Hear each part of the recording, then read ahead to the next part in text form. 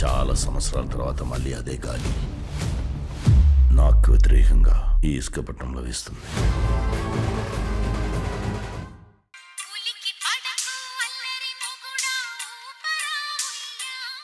అమ్మా అమ్మా అడుక్కునే ఒకళ్ళు గిన్నె పట్టండి.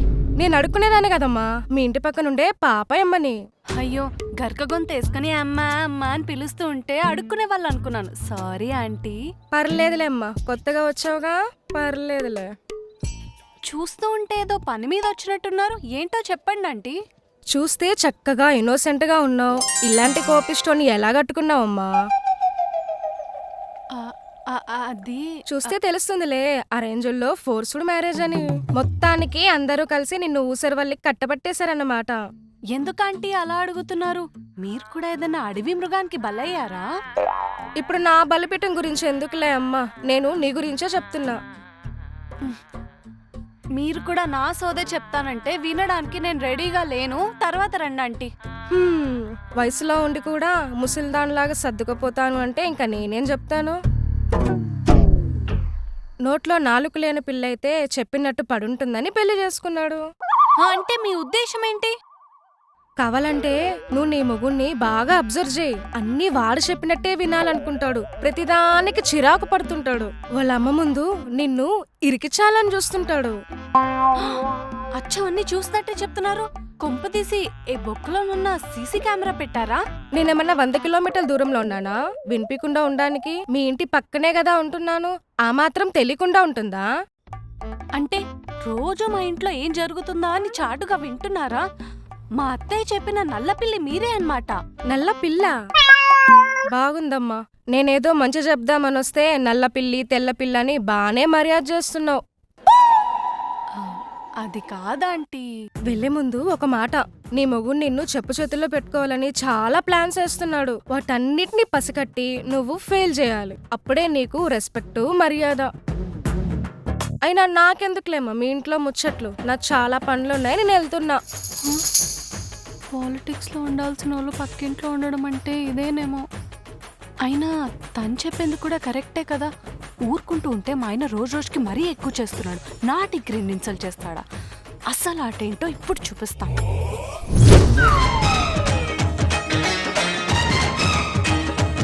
అమ్మా అమ్మా, ఏంటో ఊకే అమ్మా అమ్మా, నీకు పెళ్లి చేశాను కదా, నీ పెళ్ళ నడక పాప.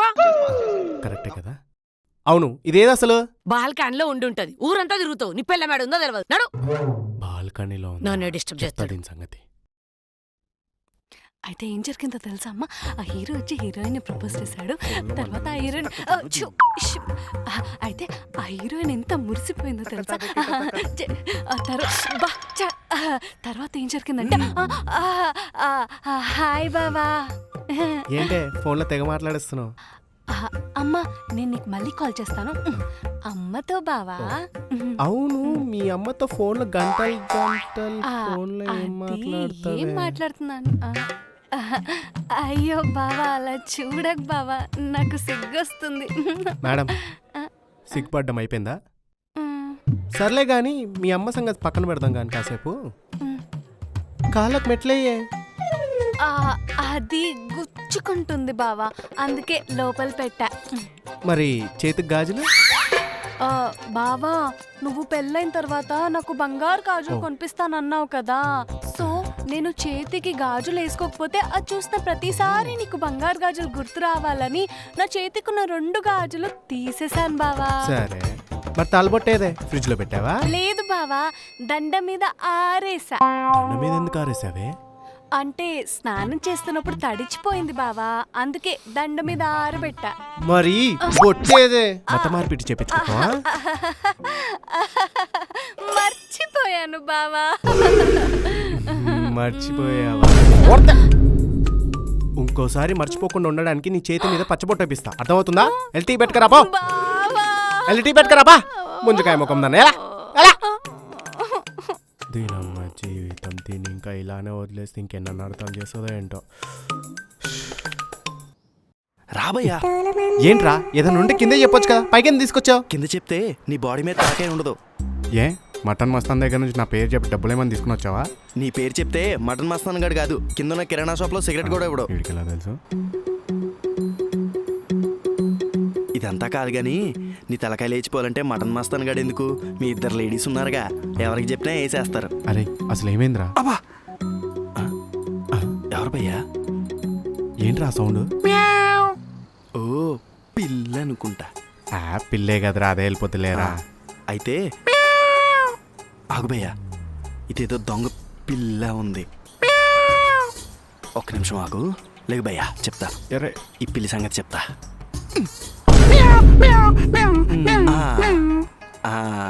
ఖచ్చితంగా దొంగ పిల్లే. చూసావా ఆ దొంగ పిల్లి ఎలా మునుకుంటూ వెళ్ళిపోతుందా? ఆ దొంగ పిల్లికి మూలిగ ఎక్కువే.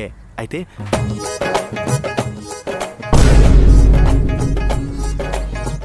అది జరిగింది. అర్జెంటుగా మనం బ్రాంచ్కి వెళ్ళాలి.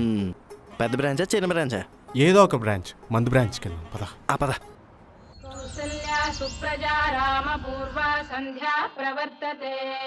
ఉతకడానికి ఏమంటే అన్నీ తీసి బెడ్ మీద వేసాడు.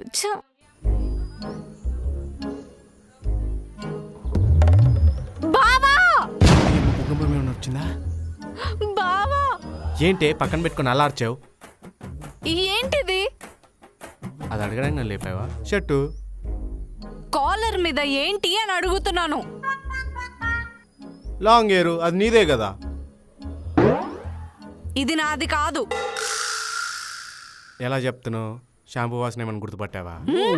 దీన్ని ఒసై డౌట్ ఉంటే నన్ను చంపేయి, అంతేగాని ఒక వెంట్రుక పట్టుకొని నన్ను టెన్షన్ పెట్టకే. అది కాదు బావా, నువ్వు నన్ను కాదని ఆఫీస్లో వేరే దాన్ని తగులుకున్నావేమో అని నా డౌట్. నేను అలాంటి పని చేస్తూ నువ్వు ఊరుకుంటావా? నన్ను చంపేయవు. నిన్ను చంపేయను బావా, నేనే చచ్చిపోతా. నువ్వు అంత హార్ష్ డెసిషన్ తీసుకోకే. కావాలంటే నేనే మంచిగుంటా దా. ఇంకా దీని కనుక నిజం తెలిస్తే ఏమైపోతుందో ఏంటో. అవునండి అవును.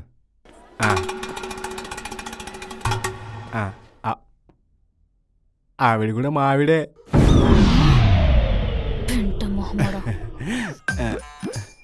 వచ్చేస్తున్నాను.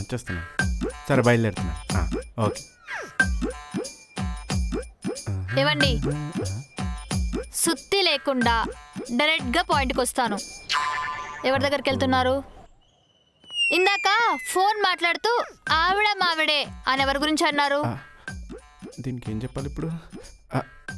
ఇంకొకరి గురించి మాట్లాడతా బంగారం, నీ గురించే. మరి నాకెందుకు?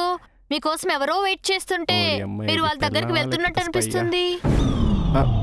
తప్పు అన్ని తప్పుగా ఆలోచిస్తున్నావు నువ్వు. అది తప్పో కాదో ఇందాక మీ పర్స్ చూస్తుంటే తెలిసింది. ఇది ఓపెన్ చేసేదాకా తెలియలేదు. మా అమ్మ ఫోటో చూసే ఉంటుంది. నా పర్స్ నీ దగ్గర ఉందా? Thank you. ఎల్లెళ్ళు, నా అనుమానాలన్నీ నిజమో కాదో తెలియాలంటే నీ ఫ్రెండ్గా నలుగుతుంటే తెలుస్తుంది. అయితే ఆ సీరియల్లో ఏం జరిగిందంటే బంటి ఇంకా ఆంటీ మళ్ళీ కలిసిపోయారు బావా. ఏమండి? అరే బొకడా, అల్లుడు గారు ఇక్కడికి ఎందుకు వచ్చారా బాబు? ఎవరండి మీరు? నా కొడుకుని పట్టుకొని అల్లుడు అంటున్నారు. యశ్వంత్ మదర్ మీరేనా? అవును. అయితే ఏంది ఇప్పుడు? సోఫా వెనక దాక్కున్న మా అల్లుడిని అడగండి, మేమెవరో చెప్తాడు. ఎలా దక్కున్నాడు చూడండి, వానపాములా కనిపించే కట్లపాము వాడు. ఎవతివే నువ్వు? మా బావని పట్టుకొని ఏమండి అంటావు? బొకడగాడు బావనా? అంటే నువ్వు యశ్వంత్ కి?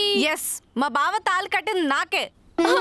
అమ్మా చూడే, నేను అనుకున్నదే అయింది. ఈ మొద్దు మనిషి నా మాట వింటేనే కదా బంగారం లాంటి నా కూతురు జీవితాన్ని నాశనం చేశారు. హద్దు దాటిన బొకడగాడైతే నన్నంటావేంటే? అంటే నేను కూడా యశ్వంత్ తాళి కట్టిన వైఫే. వాళ్ళు చెప్పేది నిజమేనా? సిగ్గులే కూడా అంటున్నాడు చూడండి. ఎప్పటి నుంచి సాగుతుందిరా ఇదంతా? అది లాస్ట్ ఇయర్ నుండి రియల్ ఎస్టేట్ సైట్ విజిటింగ్ అని వారానికి 4 రోజులు ఎక్కడికో వెళ్ళిపోతున్నాడు. అరే ఏంద్రా ఇదంతా?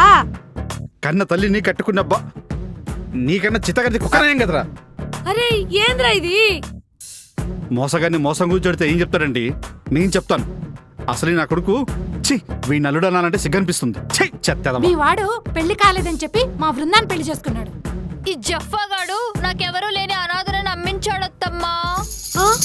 అత్తమ్మ, నేను నీకు అత్త ఏంటి? ఇంట్లో ఉంటే సీతారాంలో బొమ్మైనా ఉండాలి, లేకపోతే వృందా బొమ్మైనా ఉండాలని చెప్పి అన్నాడు. సేమ్ డైలాగ్ నాతో కూడా దీనికి నాకు ఏ సంబంధం లేదు. ఇదంతా ఆ తోలుమందంగా చేసిండు. నేను అప్పుడే చెప్పాను, అదో చెప్పిన మాటలని నమ్మి మా జీవితాలతో ఆడుకుంటావా? నీ సంగతి చెప్తాను. నీకుంది చూడు. అక్క పదవే. ఎహరా.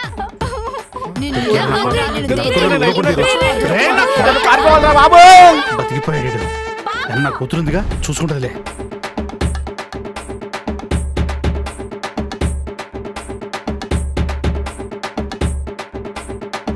సాయిరామ్.